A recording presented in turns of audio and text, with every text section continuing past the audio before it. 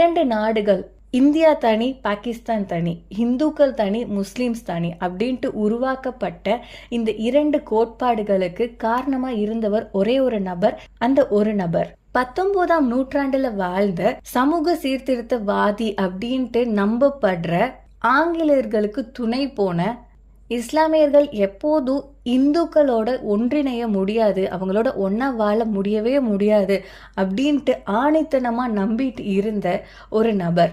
பொலிட்டிக்கலா மட்டும் இல்ல, கல்ச்சுரலாவும் சரி, சோஷியலாவும் சரி, முஸ்லிம்ஸ் தனி, ஹிந்துஸ் தனி, இவங்களுடைய ஐடென்டிட்டி வேற வேற. இவங்க 2 பேரும் ஒன்னா இருந்தா எங்க முஸ்லிம்ஸ் தன்னுடைய ஐடென்டிட்டியை லூஸ் பண்ணிடுவாங்களோ அப்படின்ட்டு பயந்த ஒரு நபர். யாருன்னு தெரியுமா? சையத் அகமது கான். சமூகத்துல சிறந்த அந்தஸ்து பெற்ற ஒரு குடும்பத்துல பிறந்த இவரு பிறப்புல இருந்தே இஸ்லாமியர்கள் பிறப்பிலேயே ஆளுமை உடையவங்க, அவங்க ஆள பிறந்த